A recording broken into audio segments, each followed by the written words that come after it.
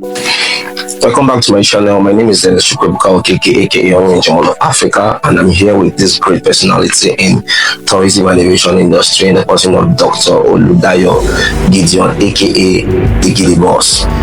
So I'm here to ask him some few questions for future purpose. I made that statement because I know that there are some other upcoming careers, people that love tourism and aviation, that would love to ask some questions, that would love to be like, oh, who is this Mr. Giddy Boss? I want to know more about him. And so that's why I'm just coming down here to ask him these few questions so that we can all learn from him. So Sir Giddy Boss, tell us more about yourself.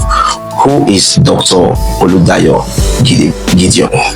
Okay, my name is Dr. Oludayo Taiwo Gideon. All right, I'm fondly called Giddy Boss. Who am I? I am who I am. And I'm the CEO of Aeroport group of companies. Aeroport is a conglomerate of a travel and lifestyle organizations. Okay, we have Aeroport Travels and Tours Limited, which is a business of travel and tourism. Okay, we have Aeroport College of Aviation and Travel Management, which is a company that focuses on capacity building and human development. Wow. All right, so we also have other sister companies, which includes the automobile, logistics, and so many others. Wow, that's good. So what inspires your passion for tourism and aviation? Okay, what inspired me so much? First and foremost, how did I find myself in the travel industry? I think is the best question. Okay, I actually started my journey far back 2006 when I was working in a travel company as an office assistant. Wow. Okay, so I joined a travel company not accidentally, but because when I see the things they do in the company, I felt very much interested, and I felt this is something I love to do. And I took a step further, got trained, and a couple of years after, I started my internship in the travel companies, worked with other people for about 6 years plus, and on the 7th year I started Aeroport, and that was 2014. Wow. So which means Aeroport, by the grace of God, will be 11 years this year, 2025. Wow. So what actually drove me into the industry, first of all, is passion. Okay, when I mean passion, I don't mean passion in the literal definition. I'm particular about the career path, the career advancement that it brings to the persons involved. Like I tell people, the aviation industry is a prestigious career, and because it is prestigious, I want to make a difference. Okay, the difference I want to make is not just about selling ticket the way every other person is selling ticket. At some point I do consultation for people, and interestingly, I find the need to establish an aviation institute, and that has actually bettered every other businesses that Aeroport offers today. So that's it basically. Wow. So as an expert, how do you see the tourism industry evolving in the next 5 years? Okay, the interesting thing about tourism is that it's not a kind of industry that is fixed. I mean, it's not something that you would do for a time and then you cannot continue. It's not the kind of industry that you will do in a particular location and you cannot take it up to the next level. Okay, so it's a global industry basically. And because it's a global industry, you cannot but see evolvement. And the interesting thing about the industry and the tourism industry is that it's an industry that every other industry depends on. So if you're an accountant, if you're an architect, if you are a builder, if you are a lawyer, you would transport. You will move from one place to the other. It's an essential lifestyle. So because it's essential to life, there's a need for people to be in the industry. So in the next 5 years, the industry would rather blossom. Let's take the instance of the period or era of COVID-19. Everything was a total shutdown, but aviation still moved, because they are essential to lifestyle. So the industry cannot just boom, cannot but boom, and get people to be more involved, get more people involved, like I said, and make life better, basically. Wow. So how do you think travel and tourism can benefit local communities? There's a lot of benefits when it comes to benefits that local communities would get when tourism comes into play fully. Let's take it from people who migrate from one place to another. If I go here, for example, from here to Olumorok, one, I would need transportation. Two, I would need food. Three, I would need accommodation. Four, I would need basic amenities like infrastructure and stuff like that. Four, I would need to buy some souvenirs. And what I'm putting on here is something I got about a few days ago. Monday, that's about 4 days ago when I went to Aeroport. Wow. So now it has added value to the community in terms of providing job opportunities, getting infrastructural development, because when you see that people are trooping to a particular location, the government will put an eye on it and they will do nothing but improve that environment. And before you know it, I remember many years ago when I go to Badagry, particularly the Whispering Palms, the road connecting Whispering Palm was something else. But today there is development on that area, so there will be local development. The people there will be more exposed. A rural area, an urban area, a rural area will become an urban area, so there will be job opportunities and a lot of advancement. So the benefits are numerous. Now, if you now take it back to the government, so if you go to Dubai, for example, if you go to Morocco and some other destinations in the world, there is a tourism levy that is imposed on everybody who comes around visiting. So local communities will get to sell more. There will be foreign exchange. There will be more tax for the government and many more. Wow. So it's numerous. We cannot just limit it to a particular kind of benefit. It's a general thing that everybody would benefit from. So tourism is actually life. Yeah. So how do you balance the economic benefit of tourism with environmental sustainability?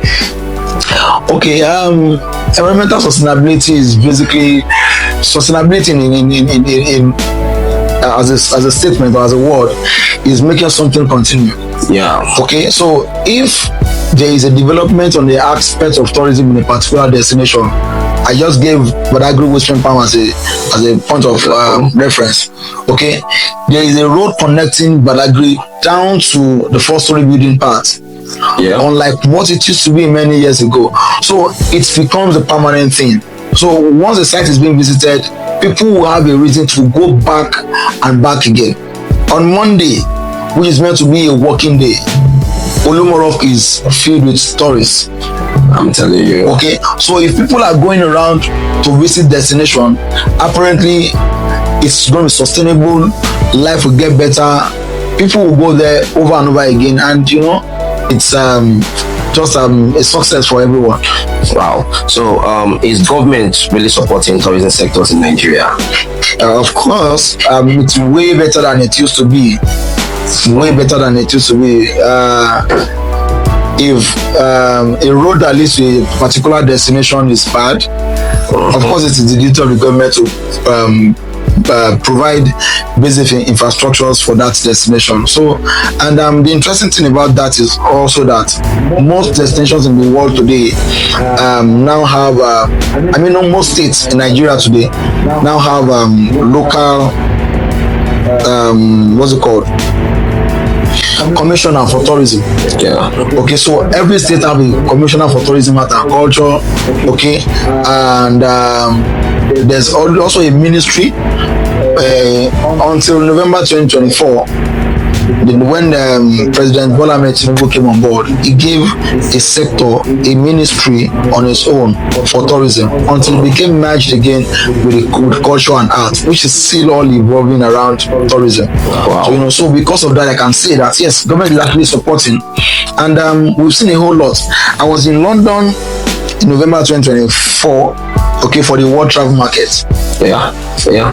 And the very first time, after about 10 years, okay, the Ministry of Tourism came in person. Wow. And to exhibit at the World Travel Market. And this actually happened because a particular association within the travel and tourism space took up the mantle to take it upon themselves and go visit World Travel Market and exhibit. And when they see that, okay, if a smaller body is taking this up, apparently we can do better by supporting. So supporting them came from the federal government, from the Federal Ministry of Tourism to exhibit in London. And the supports are enormous, and it's getting better by the day. What are the biggest challenge you face as a tourism practitioner, and how do you overcome them? Okay, like I said, one of the major challenges we face as a tourism practitioner in Nigeria basically starts with regulation. Okay, so the government actually set up a body to regulate the tourism industry. But you know, there are some sort of controversies here and there as to who administers what or who regulates what. We have the National Tourism Development Agency. Okay, we have the Nigerian National NTDC, now NTDA. Yeah. We have a couple of them. We have FTAN. You know, we have FTAN, which is the Federation for Tourism Association of Nigeria, which umbrellas every other travel association in the whole of Nigeria, and a couple of other. But unfortunately, we have the Ministry of Tourism, Arts and Culture. We have National Institute for Hospitality and Tourism. Actually, everybody is just coming up with different rules, okay, that does not really align with what the vision of the sector really requires. Unlike what it is, I've been privileged to travel to a lot of countries in the world, including Israel, Jordan, and the likes, you know. And we see the way tour guides operate there. We see the way tourism has evolved over there, among many others like that. So there should be a unified body, a central body which the government will actually appoint with, okay, this particular body is a major regulator, okay, and then they can have subs. So we know, okay, well, this is who has this power, this is who has this limitation and stuff like that. So aside that, another challenge we have is security. Yeah. You know, security is another major challenge, which is actually affecting the promotion of tourism like we should do. You know, so when you sell Nigerian destinations to other countries of the world, they tell you, I heard that there's bomb blast there. You know, I in recent time I had a friend who is coming from South Africa, and she gave me a news. She did the screenshot of what she saw on the news, and she sent to me. They said that Nigeria is on fire. I said, where did you get that news from? If Nigeria is on fire, I won't be here comfortably speaking with you. Do you understand? So apparently there is a whole lot of misinformation out there. Truly there are security issues, but not like it is being pronounced out there. So, and the media is also playing a vital role in the publication of all of this news. So I would encourage us to, you know, do certain things in a moderate way, so we don't misinform people or we disrepute our country out there in the media. And there are many other challenges, which includes finance. Yeah. Okay, unfortunately, support has not come in as it ought to from the government by giving funding. To you know, local operators. And imagine getting loan at 33, 35, 38%. It's crazy. Wow. Okay. And another major challenge is, the challenges are enormous actually. You know, another challenge is conversion rates, exchange rates. You know, the hike of exchange rates now and then is really not encouraging promotion of tourism as it ought to be, among many other challenges. Wow. Okay, outside infrastructure, power supply, and stuff like that. So Bandi is under major problem. Wow. You know, I was at Olusegun Obasanjo Library on Monday. I'm a tour operator, of course. You know, I took a group of people. I took people from Canada and the US to Olusegun Obasanjo Library in Aeroport. You know, and it's like I said, it's better. You know, because my very first time on the train, had a train ride from Ebute Meta straight to Aeroport, and it was very smooth. I felt like I was in France, or probably I'm in UK. Wow. You know, so that's what it feels like. So it has its own bad side, and there are some good side which would continue to act. Of course, you know, I'm talking about the bad side. We definitely have to talk about the good side, and it's getting better by the day. So this will promote tourism, but those loopholes should be looked into so it can help us, you know, get better at the business. Yeah. So what do you think are the key factors that make a travel experience unforgettable? There are three. There are seven actually, but I will take three as major for me. First is accessibility. You know, Nigerian visa is very expensive compared to other nations of the world. Yeah, very correct. So if Nigerian visa is expensive, I think I saw in the news a few days ago that Ghana has opened. Not even a few days ago. Now Ghana did that about 2 years ago, and Kenya also did the same literally for all African nations to visit Kenya freely. Yeah, so accessibility is a major problem that we have in Nigeria when it comes to tourism promotion. You know, so but if accessibility is fixed, of course there will be immigration controls. That is why we have the immigration, we have the AFSEC, we have the police, we have NDLE, we have the custom, we have all of them right in the airport there. Okay, so their duty is to ensure that there are illegal immigrants coming to the country. Okay, but if you are holding certain passports, you should be allowed, you know, intra-Africa business relationship. You know, are those things that we need to make. So accessibility for me is one. Another one is accommodation. Wow. Accommodation because there is a need for everybody who is going on a tour to have a beautiful place to relax. Nigeria accommodates from research over 13,000 hotels, and it is still less compared to what we have in other countries in the world. Interestingly, we are now embracing Airbnb among others, so we need more of accommodation. Okay, so when accommodation is fixed, trust me, people will come around, and that is the second one for me. So the third one, of course, will be amenities. Basic amenities, getting into the airport, everywhere serene, secured, you know, the infrastructural amenities are there, security amenities are there, because I know when I'm coming to the country, I'm safe. So amenities for me, I will generalize all of that to be other amenities, ranging from infrastructure, transportation, security, and everything that under amenities. So power and stuff like that. So those three things, once they're in place, trust me, other countries in the world will embrace tourism in Nigeria. Wow. So as a professional, what skills do you think are essential for success in the tourism industry? Okay, the skill are enormous. Okay, but the most important thing is to first of all learn, unlearn, and relearn. Unlearn. Wow. Please, can you break learn, that? Unlearn, and relearn. So now, it's a skill that everyone should possess. Okay, if you want to succeed in anything, not only in tourism, you should understand the business of tourism. Okay, so there's a need for you to understand. There's something we call product knowledge. So anybody who wants to venture into tourism must understand that they must learn the business of tourism. And that is one of the reasons why I actually ventured into aviation training. I wanted to bridge the gap between professionalism and the quacks.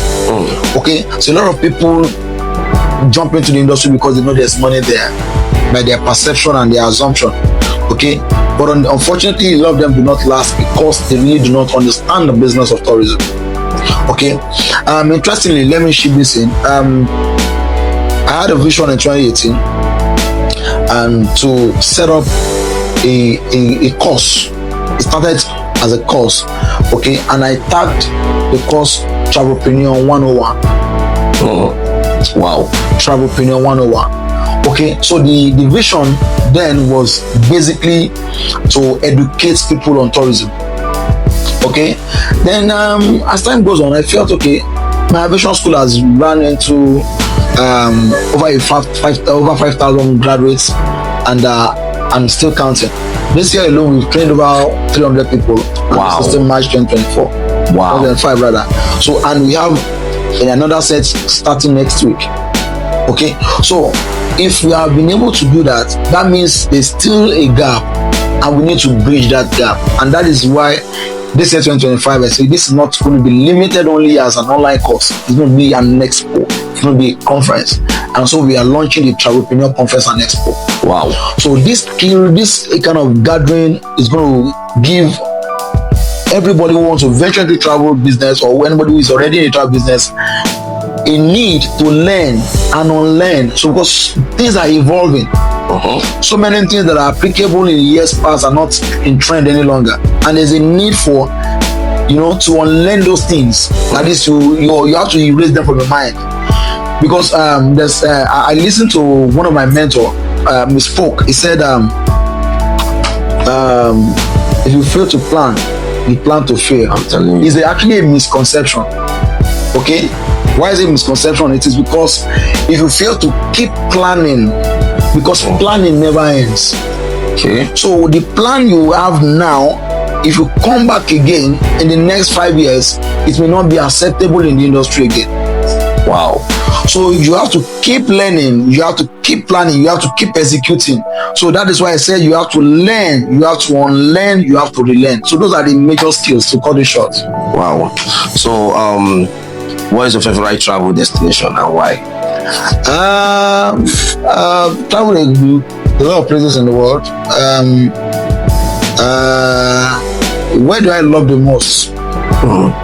If I'm not exaggerating, my favorite destination is Nigeria. I'm telling you. I'm telling you. To be honest with you, I was in a town in Kwara State in November 2024. Okay, and there's a place called Isie. Okay. Now, in that place, what happened? It is there's a place called Isie. Now, that Isie is like is a location, a spot where people changed into stones. Have you ever had a place before? Yeah, it's stone. So they became stone. So there's so much to learn about Nigeria, and I prefer this. Nigeria Airport to be one of the safest places. As far as I'm concerned, I'm telling you, we have a lot of tourist destinations compared to what we see out there. So we have the natural resources, we have, name it. Okay, aside from the challenges we have, like I said, it's getting better, and we of course will continue to promote Nigeria as a destination. So this is Nigeria for me. Nigeria or nowhere else. I'm telling you. Even if I go anywhere else, I'll come back home. I'm telling you. That's it. All right. A Nigerian tourist destination developing in terms of infrastructure, good roads, and etc. I've said this earlier, and I will repeat again. Yes, it is. Wow. I was at Olumorok some years ago. I think my very first student in Aeroport College of Aviation visited Olumorok as their technical tour destination. And I must be honest with you, the road that led to that port was very crazy. Honestly, it's nothing to write home about. But look at what Abeokuta is now today. Beautiful space. The Adire market is now another spot. OPL is another world entirely. Wow. So the infrastructure is getting better. It's getting better, honestly. So those destinations are improving. Olumorok used to be very stony and all of that. Now there's the staircase. If you don't want to go through the hiking process, there's a way you can go about it. There's a lift. Though at times not functional, but at the same time, it's there. So it's getting better by the day, and we can only but improve on it. Yeah. As an expert in the industry, I normally see the way you package tour outside Nigeria, taking them to abroad, taking them to this country, Jerusalem and the rest. And you love traveling a lot. So I want to ask you this question. Tell us your favorite airline that you normally use. Okay. African Airlines. African Airlines. Why African Airlines? I will not say a particular one. I've been to about 10 African countries. This is not more than, it should be more than half actually. But I was in South Africa in September last year. I will be there again by April or May. I'll be in Egypt in April. Wow. And so I love African Airlines. So I will not put myself on the spot and say I'm doing a particular airline. So in as much as there's Africa to the world. Okay. So I've been wondering, because the name Aeroport, it's so intelligent. So I normally ask myself, how do you come about this name? Like, how do you really come about this name Aeroport? Like, is it that the name just struck to your head? Like, there must be a reason why you come about the name Aeroport. Okay. When I joined the industry many years ago, there is a particular name that has always been on my mind, and that name is Exodus. I'm a church boy. Okay. So I've always had this name. I like these biblical things and stuff like that. So I wanted to give my business name Exodus. But at some point, when I was ready to start my business, and because Exodus means migration, movement, So at the point when I was to register my own travel business, I got to CAC, and fortunately, or rather unfortunately, it was taken 3 months ago. Wow. So 3 months before I intended to finally register, and I've been in industry for 7 years then. So I wish I had taken that bold step then. Perhaps I've secured Exodus. But I'm happy I didn't take that name, because if I have, maybe I would have limited my clientele base to just to be Christians. Yeah. Though it has given me an edge, but at the same time, because I do pilgrimage and other trips. Yeah. Okay, but basically I chose Aeroport because I look at, okay, what else can I choose outside Aeroport when Exodus is taken? Then I decided to do a combination of aero, meaning aeroplane, ports, meaning where there's aircraft are assembled. Yeah. Okay, aero, ports. Let's try this one out. So I called the CAC guy. Can we give this a try? And interestingly, it's accepted and was approved. So now Aeroport has become an household name. In terms of the travel and tourism business, this is not pride, but I must say that if you go to any travel company today, before you go to 1, 2, but let me not say 3, you will definitely see a product of Aeroport. I was at the National Association of Nigerian Travel Agencies meeting today. I met over 10 of my ex-students. You're very, very correct. You're very, very correct. So, Aeroport now. So, and the interesting thing is, Aeroport in French means airport. Aeroport means airport in French. So when I went to France, my first time in France, I said, okay, so Aeroport, giddy boss of Aeroport in Aeroport.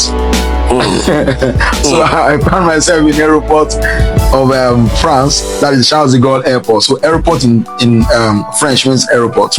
In French means airport rather. So I just took the name, and so we are saying brand now when it comes to travels. Aeroport, I don't think it should give you any stress to know it's a travel business. It's an airline business. It's an aviation business and stuff very like that. Easy, very intelligent thing. So my last question, what advice will you give to someone looking to start a career in tourism and aviation industry? Okay, start with what you have. Start with where you are and keep your head high. Wow. You came here today, you say, wow, this place is massive, beautiful. It didn't start this way, of course, Yeah. So we started from where we were. We started with what we have, but we keep our heads up, we keep our hopes high. If you want to do anything, not only about travel business or tourism business alone, don't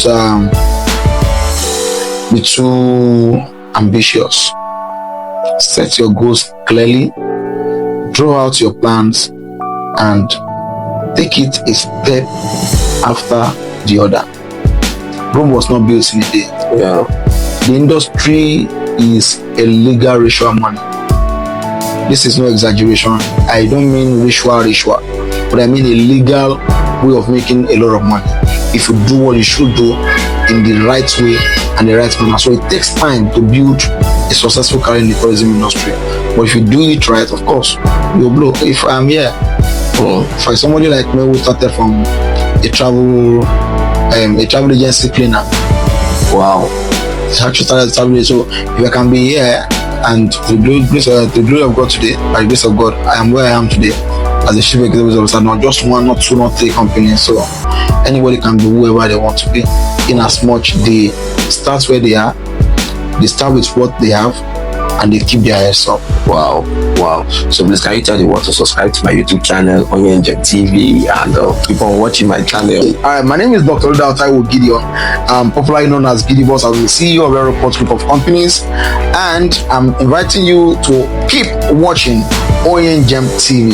Yeah. Like, subscribe, and follow. Yes. So Keep watching Aviation TV. All right. Thank you so much. It was nice having you. God bless you, sir. I really appreciate you, sir. Thank you, sir. very much. Yeah, I'll see you on my next edition, guys. Bye for now.